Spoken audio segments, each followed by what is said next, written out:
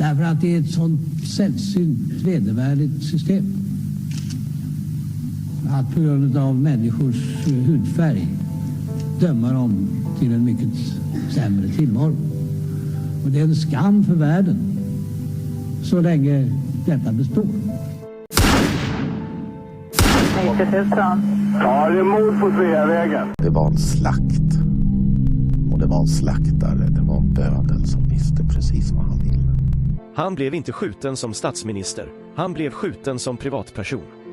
Polisen säger att mordet av allt att döma var mycket noga planlagt. Och alla personer med walkie-talkies på varsin sida om Sveavägen som man hörde liksom. Jag trodde att man i mordutredningar alltid gjorde bandade förhör med de väsentliga personerna som har funnits på platsen och som är viktiga. Makalöst ointresse. Och det är klart att man försöker liksom suggerera sig fram till att få ihop bilderna om man var säker på att det var dem, så vill man ju få det att överensstämma med sitt eget vittnesmål. När sanningen om det här kommer fram så kommer det svenska samhället att förändras i grunden. Sydafrika, vilket jag personligen tycker är ett ganska intressant uppslag med tanke på att det är en ganska konkret motivbild. Det pratas mycket om Sydafrika och det är flera personer som har tagit kontakt med oss och haft intressanta synpunkter på det här uppslaget. Fick Craig veta att Palme var nyckelpersonen i att ena sydafrikanska anti-apartheidrörelsen. Det var min tanke och det har jag trott allt sedan dess.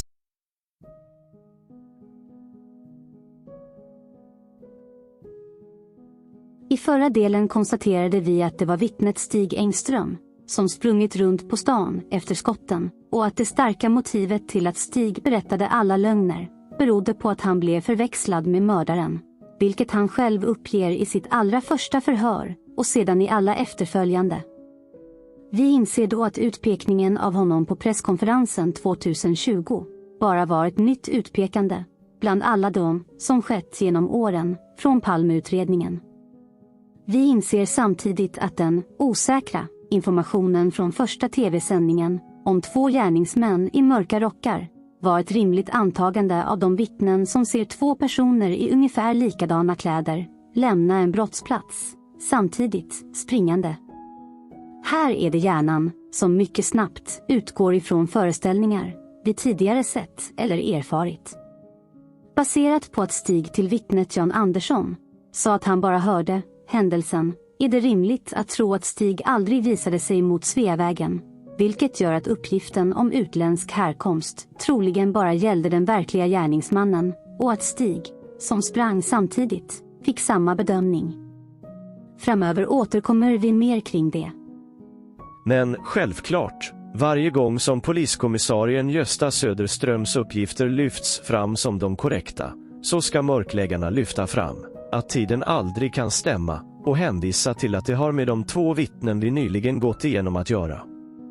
Så en gång för alla får vi lägga ner ett avsnitt på att verkligen reda ut vad det handlar om. Det är här vi får återkomma till de viktiga uppgifterna som vittnet Lars Jeppsson verkligen kommer till sin rätta. Den information som detta vittne genom åren bidragit med är mycket trovärdigt och tillförlitligt ur ett vittnespsykologiskt perspektiv. Vi börjar med att backa tillbaka lite. Tidigare har Lars berättat om hur han uppoffrande fick springa upp för trapporna för att se vart den han tror är gärningsmannen tar vägen. Samtidigt berättar Lars hur rädd han var för att gärningsmannen skulle ge sig på honom. Mycket rimligt och trovärdigt. Lars rättar även en ledande fråga, vilket vittnar om att Lars verkligen tar in vad som sägs och funderar innan han svarar. Små, men viktiga detaljer när man bedömer utsagor. Att Lars uppger att han var rädd är ärligt, uppriktigt och trovärdigt. Lars rättar den ledande frågan om han blev stel i kroppen med att han inte kommer ihåg det. Men Lars uppger att han blev nervös för att den han tror är gärningsmannen ska se honom och kanske skjuta honom också, eller något liknande allvarligt. Så Lars uppger att han blir väldigt skraj då. Det var därför han, på ett ögonblick, bestämde sig för att gömma sig bakom barackerna. Efter att Lars sprungit upp för trapporna så vet nog de flesta att Lars träffar paret vittnet Yvonne och vittnet Ahmed nästan högst upp på trappan och får reda på att personen sprang ner David Bagares gata. Men när det är klart berättar Lars att han ser någon som gömmer sig bakom bilarna. I noggrant beskriva uppgifter från Lars själv hör vi att han berättar hur han möter en tjej och hennes sällskap. Lars frågar om de sett en man springa förbi och uppger att det är tjejen som svarar att det sprang en kille ner för David Bagares gata. Och pekade. Lars tackade tjejen som fortsatte ner för trappan med sitt sällskap. Lars fortsatte upp för trappan och gick färdigt och ställde sig så han såg ned för hela David Bagares gata. Lars uppger så att han ser någon som försöker gömma sig bakom en bil. Lars uppger att han ser en rörelse bakom, på vänster sida, på trottoarsidan bakom, någon bil. Lars drar slutsatsen att någon försöker gömma sig då. Lars fortsätter då, så han har hela körfältet i synfältet. Lars uppger vidare att han försöker titta och avgöra, men ser inget, och fortsätter att gå försiktigt, och går lite sakta ner för David Bagares gata. Lars uppger att han blir nyfiken och tittar lite mot bilarna, för att se efter, om det är någon där, som gömmer sig. Det gäller att verkligen lyssna på detaljerna. Efter mötet går Yvonne och Ahmed vidare ner för trappan och Lars går de sista stegen upp och ställer sig och ser någon som försöker gömma sig bakom bilarna. Det är självklart inte Stig, som är långt ner på David Bagares gata eller har försvunnit till höger på Regeringsgatan. Just för stunden lämnar vi vem som gömmer sig bakom bilarna, men det är relevant och vi återkommer till det. Tänk er själva i den situationen, hur försiktig man skulle vara. Det är precis det som Lars säger. Han går sakta förbi och ner David Bagares gata. Lars berättar vidare att han skulle kolla in nästa tvärgata som är Johannesgatan. Kontrollera om det fanns någon som sprang där borta. Lars stannar sedan upp mellan Malmskillnadsgatan och Johannesgatan och beskriver att Regeringsgatan ligger längre ner på David Bagares gata och där kommer polisbilen från höger. Alltså söderifrån och svänger in på David Bagares gata. Lars berättar att han möter polisbilen ganska högt upp på David Bagares gata mellan Malmskillnadsgatan och Johannesgatan. Lars berättar att poliserna tittar på honom och att han tittar på dem utan att de gör någonting. Lars berättar att han trodde att de skulle hejda honom och fråga vad han gjorde där. Men när de inte gjorde det fortsatte Lars David Bagares gata ner för att kontrollera längre ner. Lars berättar vidare att Johannesgatan var tom på folk, ingen rörelse eller någonting. Lars berättar sedan att han inte riktigt ville ge upp utan gick vidare ner på gatan till 2 hus med byggnadsställningar och plast för fasaden eftersom de höll på med någon renovering. Så Lars gick hela vägen ner till de husen och kontrollerade bakom plasten och byggnadsställningarna.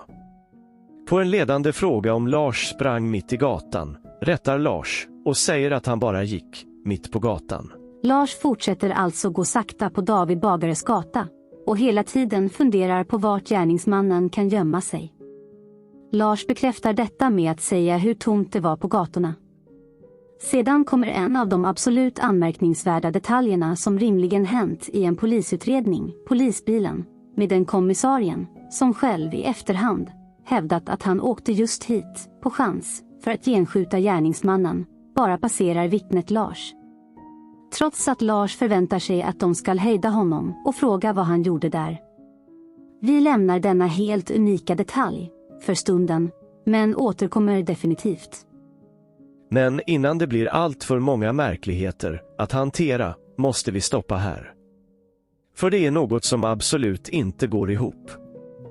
Här kommer vi till den helt avgörande frågeställningen som förmodligen många missar, men som är extremt relevant i sammanhanget.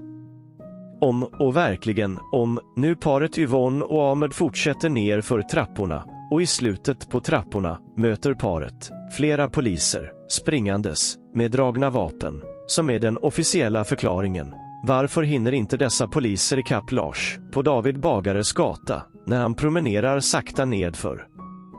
De borde ha hunnit ikapp Lars långt innan han kommer till Johannesgatan. Det är någonting som absolut inte stämmer.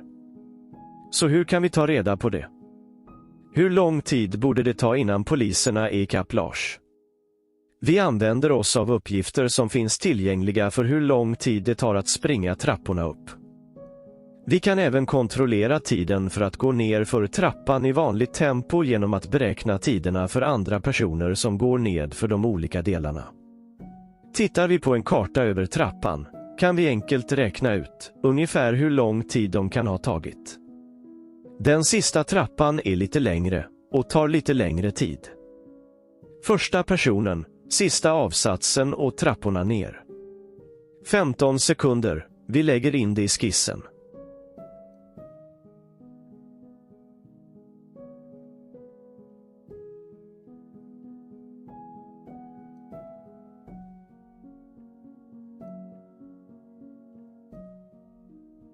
Nio sekunder.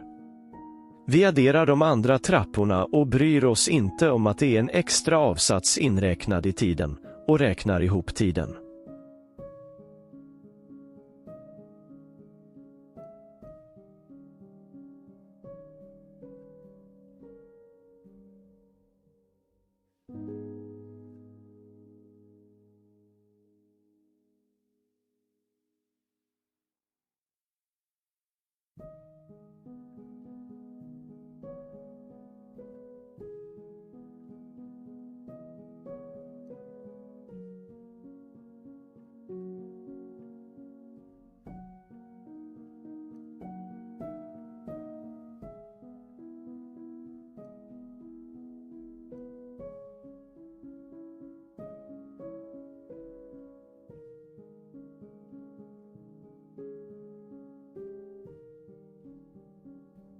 Nu var paret Yvonne och Ahmed redan några steg ner i trappan. Men det tar alltså drygt 1 minut innan poliserna skulle vara ikapp Lars på David Bagares gata. Så från att Lars lämnar paret som fortsätter ner för trapporna, samtidigt som Lars blir rädd för den som gömmer sig bakom bilarna och sedan försiktigt fortsätter ner på David Bagares gata, kan vi bara konstatera att det finns absolut ingen möjlighet att Lars inte skulle märkt att flertalet poliser med dragna vapen skulle ha kommit upp i trapporna och upp på åsen. Det är helt orimligt. Det är verkligen något som inte stämmer. Vi måste kontrollera mötet mellan Yvonne och Ahmed och de springande poliserna. Vi går igenom Yvonnes första förhör den 2 mars 86. Redan direkt reagerar man på något. Yvonnes manlige bekant heter Ahmed Leban, fast han i andra förhör heter Ahmed Sahir. Det kommer visa sig vara intressant. Sedan kommer en märklig mening. Det var mest parkerade bilar på den sida som Nieminen och Leban gick. Någon enstaka bil var parkerad på motsatta sidan. Märkligt. Det är nämligen en smal och enkelriktad gata. Det går inte ens parkera på andra sidan. Stig hade mörk rock och handledsväska, som vi redan vet. Kepsen, som nämnts tidigare, såg inte Yvonne. Det är handledsväskan som är det mycket unika. Yvonne och Ahmed hade hunnit ned för några trappsteg i trappan ner mot Lundmakargatan, då de mötte en kille i 20-25 års åldern. Detta stämmer mycket bra med vittnet Lars uppgifter i videon. När de kommit ned för trappan mötte de 4 poliser som kom springande med dragna pistoler. Här har vi den officiella förklaringen om vart paret träffade poliserna. Nere på Sveavägen låg en man på trottoaren med en syrgasmask för ansiktet. Där var flera poliser och en ambulans. Här blir det intressant. Så om Lars springer upp för trapporna efter Stig, som till och med lämnat mordplatsen, före gärningsmannen, och möter Yvonne och Ahmed högst upp vid trapporna, så skulle alltså polis och ambulans vara vid mordplatsen redan efter ungefär 1,5 minut efter att Lars träffat Yvonne. Inte ens med de officiella tidsuppgifterna är detta möjligt. Njeminen gick direkt fram till en polis och lämnade sin berättelse och adress. Även detta är intressant, kommer det visa sig. I Ahmed Sahirs första förhör 3 mars 86. Försöker bara ta det viktiga, då det blir för mycket annars. En helt annan tid uppges av Ahmed, för när de lämnade stället på Johannesgatan. 23:30, märkligt. De mötte sedan Lars, och även fast Yvonne och Ahmed fortsatte ner för trapporna, så skulle alltså Lars ha sprungit David Bagares gatan ner. Det kan inte Ahmed ha sett, speciellt inte, som det inte stämmer med Lars uppgifter om mannen som gömde sig vid bilarna. När de kommit ned för trappan, vid ett hus som bygger om, mötte de 5 poliser som kom springande. Nu var det alltså, vid barackerna de mötte 5 poliser. På trottoaren på Sveavägen låg en blodig man. Även detta skulle alltså ha hänt efter 1,5 minut. Sahir talade om för polis vad han hade sett. Okej. Även Ahmed pratade med polis vid mordplatsen. I Ahmeds andra förhör 13 mars 86. Sahir och fröken Njeminen observerade den springande mannen på David Bagares gata när de hade gått ett par meter västerut på denna gata från Johannesgatan. De gick sedan i lugn takt till trapporna Tunnelgatan, Malmskillnadsgatan. De hade inte börjat gå ut för trapporna då det kom en kille uppspringande. Han frågade om de hade sett någon och de sade att en man hade sprungit ned för David Bagares gata. Detta tog endast några sekunder och de stannade inte till. De såg sig inte heller om för att se om den första mannen fortfarande var synlig.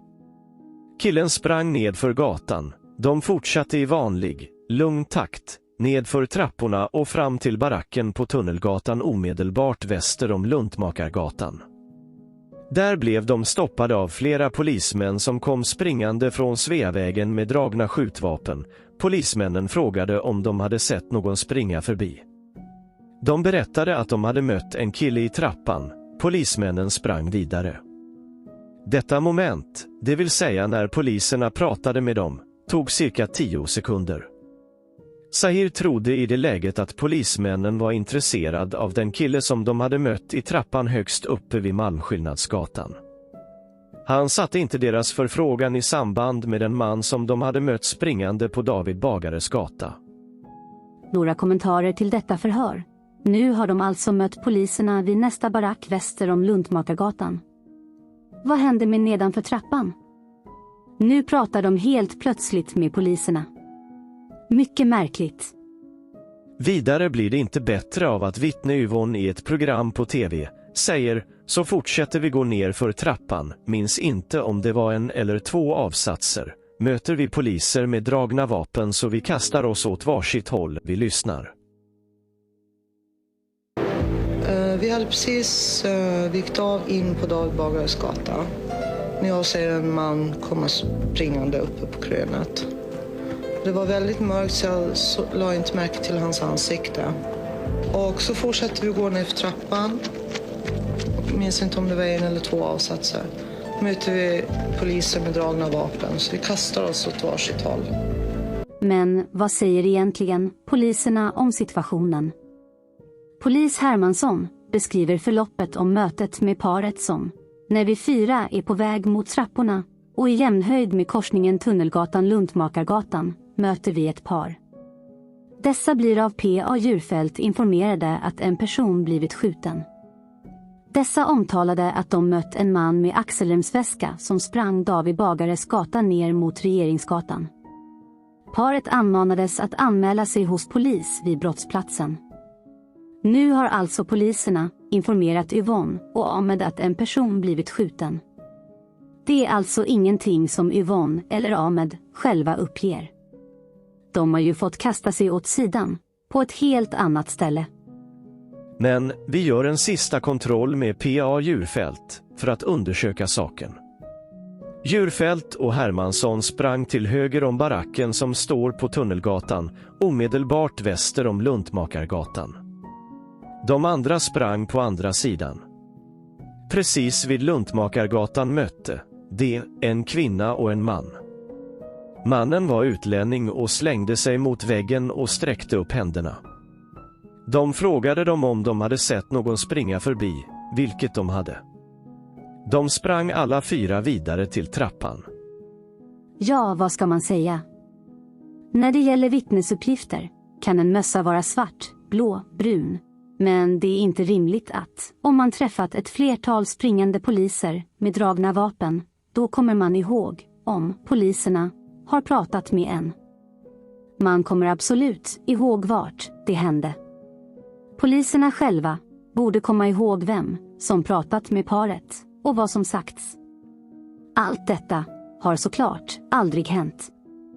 Det är dessa misstag som görs när situationen inte är självupplevd eller någon annan skrivit ihop informationen. Så för att förstå vad som faktiskt hänt behöver vi förstå Yvonne och Ahmed lite bättre och analysera vad Yvonne faktiskt säger mellan raderna i sina egna utsagor. Men då måste man även leta i material utanför utredningen. Till att börja med, när det gäller de uppgifter som paret lämnat. Att dessa 2 personers vittnesmål från mordplatsen bara försvinner är absolut en stor avvikande händelse. Att ett vittnesmål försvinner i en utredning på ett statsministermord är orimligt. Att 2 gör det är i princip omöjligt. Om det mot all förmodan skulle stämma, skulle då inte polisen vara intresserad av att dokumentera hur detta gick till, med uppgifter från vittnena själva i förhören? Det kan väl bli en fråga om tjänstefel. Vilka polismän var det? Vilket kön? Hur såg de ut? Det verkar inte som det var intressant, mycket märkligt. Men de blir ännu märkligare när Yvonne väl berättar själv vad som hände med förhören. Jag var chockad, väldigt chockad. Allra helst efter att jag fick veta att det var Olof Palme. När jag kom hem tänkte jag ringa hem till mamma, men eftersom det var så sent så väntade jag med det till dagen därpå. Under lördagen, den 1 mars 1986, ringer hon sin mamma på Gotland och berättar om den uppskakande upplevelsen.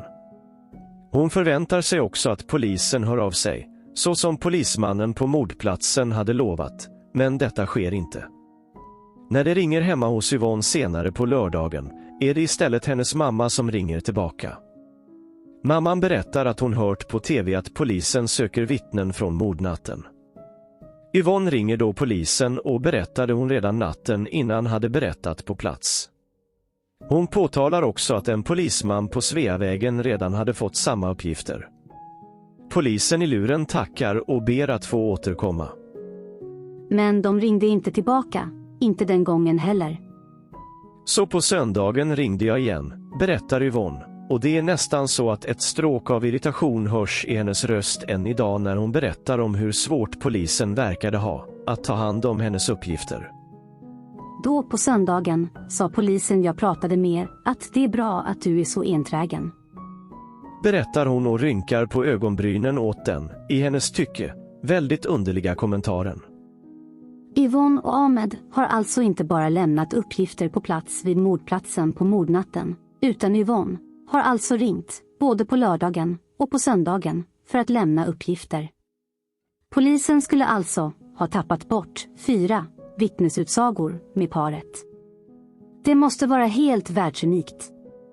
Att det faktiskt är 4 kommer säkert flera ifrågasätta, men det förhöret som sker på söndagen är enligt uppgifterna personligt och inte ett samtal. Så då måste det rimligen skett ett samtal från Yvonne innan på söndagen om de inte hade några uppgifter från henne. Här dyker även upp ett mycket bra exempel på när insatta i materialet försöker blanda bort korten. I ett avsnitt av en podd, där länken finns i beskrivningen till det här klippet, så lyfts det fram att nu tar verkligen polisen Yvonnes uppgifter på allvar och på måndagen förhör Yvonne personligen. Det är bara det att den 2 mars är på söndagen och då ringde Yvonne in. Varför står det absolut ingenting om hennes alla samtal till polisen i det första förhöret med henne? Skulle man inte rimligen ha krävt det, med den moraliska kompass som Yvonne i egna ord pratar om?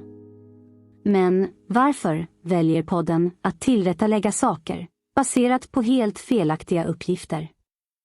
Det som borde vara uppenbart är att det aldrig tappats bort något förhör av någon polis, men det är mycket intressant ur ett vittnespsykologiskt perspektiv att förstå varför vittnet Yvonne säger dessa saker. Problemet blir nämligen när man lyssnar på vad hon själv säger. Varför skulle hon på uppmaning av sin mor ringa dagen efter om både hon och Ahmed hade lämnat uppgifter på mordnatten? Det finns ingen rimlighet i det. Varför skulle hon ringa igen på söndagen om hon inte hört något på lördagen? Som hon själv uppger har hon mycket begränsade signalementsuppgifter på mannen hon såg och kan inte ens identifiera honom i de konfrontationssituationer hon varit med om. En skillnad hade varit om hon precis visste vilken person det handlade om. Därför blir Yvonnes utsaga om vad som hände inte trovärdig. Så vad handlar allt detta om? Det framstår precis som att Yvonne vill straffa polisen för något. Det är ett genomgående tema i hennes utsagor i pressen. Det handlar om att Hans Holmér nämnt henne vid sitt riktiga namn i sin bok. Det handlar om att hon varit rädd för att gärningsmannen ska leta upp henne. Men mest handlar det om att hon har lågt förtroende för polisen och aldrig tänker vittna mer. Samtidigt vågar hon kritisera polisen och hitta på saker som, i princip, anklagar många poliser för tjänstefel. Det säger att hon vet mycket mer än vad polisen vill att hon ska berätta. Är det bara att hon inte träffat några poliser, eller är det mer? Så vad kan det vara som Yvonne är så besviken på? Ledtråden kan finnas i hennes allra första förhör. Det är nämligen att det inte är den riktiga Ahmed som står angiven. Det kan verka lite fördomsfullt, men paret känns omaka. Det skulle bara ha träffats kort innan Yvonne blev utbjuden, men är inte imponerad av sitt sällskap. Han borde ordnat med pengabekymmer innan. Det låter genomgående i Yvonne utsagor som att det inte var något speciellt med Ahmed, som om Yvonne vill förminska sin relation till Ahmed. För att försöka förstå mer kan man vända sig till närmaste bibliotek, där det ofta finns släktforskningsverktyg. Så om man använder en sådan dator och kontrollerar lite uppgifter visar det sig att vittne Ahmed, vid tiden för mordet, var gift och hade ett barn och hade en gravid hustru hemma då det efter några månader föds ett barn till. Det går också att se att, några månader efter det, är paret skilda och vittnet Ahmed bor sedan själv. Det kan vara rimligt att anta att Ahmeds gravida fru inte var nöjd med att hennes man var ute med Yvonne på mordkvällen och att det blev allmänt känt. Varför Ahmed var på en klubb med Yvonne på mordnatten och vilken relation de egentligen hade kan förstås bara de själva svara på, men de skulle kunna vara ett rimligt motiv som Palmeutredningen utnyttjade som en hållhake. Därav Yvonne enorma besvikelse på polisen.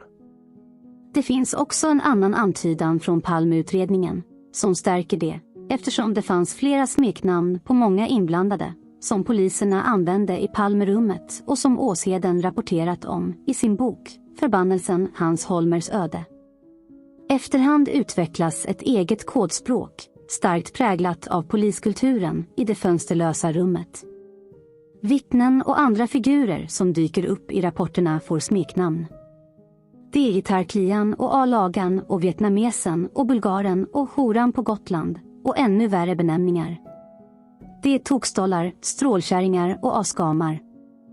Nu vet vi inte med säkerhet hur många andra kvinnliga personer från Gotland som epitetet kan syfta på och förekommer i utredningen, men rimligen syftar det på vittnet Yvonne. Det är alltså inga anklagelser mot Yvonne och Ahmed, utan det handlar om att de i deras situation blev utnyttjade av Palmeutredningen för att de skulle lyckas i deras mörkläggning. Parets bidrag med uppgifter på David Bagares gata är mycket relevanta och viktiga för utredningen och skall inte förminskas. Men eftersom Palmeutredningen redan under mordnatten mörklade vad som faktiskt hänt, så är det från deras sida som påtryckningar och svek skett. Så det som rimligen har hänt är att Yvonne har sett som sin plikt att bidra till utredningen. Hon kontaktar Palmeutredningen och redan på söndagen görs ett så kallat förhör där hon självklart får redogöra för vad hon sett på David Bagares gata och blir lovad att hålla den gifta Ahmed Sahir med en gravid fru hemma utanför och istället blanda in en Ahmed Leban. Palmeutredningen får justera övriga uppgifter som att de träffat poliser vid trappan för att få tiderna att gå ihop. Det är såklart därför paret Yvonne och Ahmed skall gå så långsamt i förhören för att det ens skall gå ihop med de officiella tiderna. Varför tror ni den ansvarige för tidsjusteringarna kallar paret för de äldre paret i anteckningarna? De som är 30 och 35 år. Det blir pinsamt genomskinligt vad motiven handlar om. Bland uppgifterna som skall komma från vittnet Yvonne skiljer sig utsagor åt med vad hon faktiskt sett vid mordplatsen. Det är en man på trottoaren med en syrgasmask för ansiktet, hjärt-lungräddning med mera i en sådan unik situation och det korta förlopp som ambulanspersonalen var på plats blir det inte rimligt att ändra på det hon faktiskt sett. Kombinationen hjärt-lungräddning och syrgasmask är nog ingen bra kombination. Allt detta tyder rimligen på att de inte ens passerat mordplatsen, utan baserat på relationen paret har de rimligen gått Luntmakargatan åt något håll för att undvika mordplatsen. Några poliser eller ambulans kommer det inte vara vid mordplatsen förrän om 7 till 8 minuter till. En annan anmärkningsvärd detalj i sammanhanget är att Yvonnes, men inte Ahmeds, uppgifter är uppsatta som vittne på den så kallade ingångsanmälan. Den anmälan som skrivs för själva brottet och är grunden för hela utredningen. Den skulle alltså upprättats redan den 1 mars. Då kan man fråga sig, varför hörde de inte av sig till Yvonne direkt? Det är inte ett vanligt namn Yvonne har. Varför behövde Yvonne höra av sig efter att de efterlyst folk? Var det inte hon som kontaktade polisen efter att mamma sagt att de efterlyser vittnen? Henne hade de väl kunnat ringa direkt. Varför är inte Ahmeds personuppgifter med på ingångsanmälan? Självklart är denna ingångsanmälan tillrättalagd i efterhand. Vi kommer absolut återkomma till denna framöver. Andra intressanta uppgifter i sammanhanget är de Yvonne berättar om att hon utsatts för när det gäller flera inbrottsförsök. Det förklarar rimligen att hon visste mycket mer som hon hade kunnat avslöja. Men vad hände med Gösta Söderströms tider? Vad har allt detta med paret att göra? Vad var det som egentligen hände på David Bagares gata, nu när paret Yvonne och Ahmed aldrig träffat några poliser? Vi fortsätter relatera till vad Lars berättat i sina utsagor. I samband med att Lars går ner för David Bagares gata så nämner han det gröna huset som nästan är nere vid Regeringsgatan. Det huset som de också höll på att renovera, där tittade Lars under skynket som fanns av någon anledning. Men Lars uppger även att det var folktomt. Lars går sakta ner för David Bagares gata och vid huset innan det gröna så började Lars titta in, men säger att det bara var bråte och en massa skit, men inga människor. Lars konstaterar sedan att han skiter i det och tittar tillbaka upp för David Bagares gata mot Malmskillnadsgatan, som Lars menar ligger ända uppe vid trappan. Där ser Lars polisbilen prata med några poliser i polisuniform som har kommit dit till fots. Vidare säger Lars att han tänker att han går upp till de här poliserna och pratar med dem. Medan Lars börjar gå mot Malmskillnadsgatan vänder polisbilen och börjar sakta köra mot Lars på den enkelriktade gatan. Lars uppger att de möter varandra, ungefär halvvägs. Då säger Lars att han vinkar till sig polisbilen och frågar killen som sitter i passagerarsätet om de letar efter killen som sköt. Varpå polisen bekräftade det.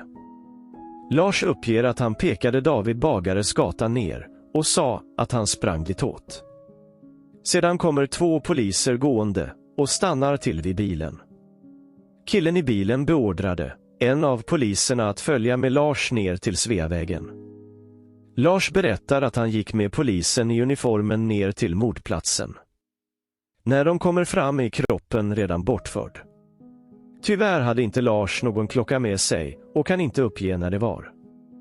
Lars blev ombedd att vänta lite, medan polisen pratade med sina kollegor i en piketbuss.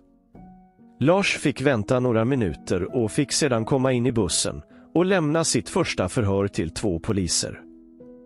Så långt, efter att poliskommissarien Dalsgård i sin bil passerat Lars utan att vara intresserad av honom, eller hans uppgifter, fortsätter Lars långsamt ner hela David Bagares gata, letandes efter en gärningsman, bakom presenningar och byggställningar.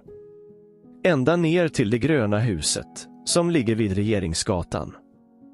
Han vänder sig om och ser polisbilen prata med andra poliser i uniform längst upp på David Bagares gata.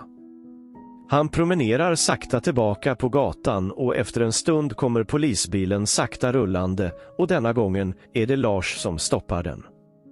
I det här läget pratar inte Lars om att några poliser som springer omkring på David Bagares gata. Vart tog de vägen? Efter en stund kommer 2 poliser och då får vittnet Lars följa med ner tillbaka till mordplatsen. Så här kommer den andra stora frågan. Hur lång tid har vittnet Lars gått omkring på David Bagares gata?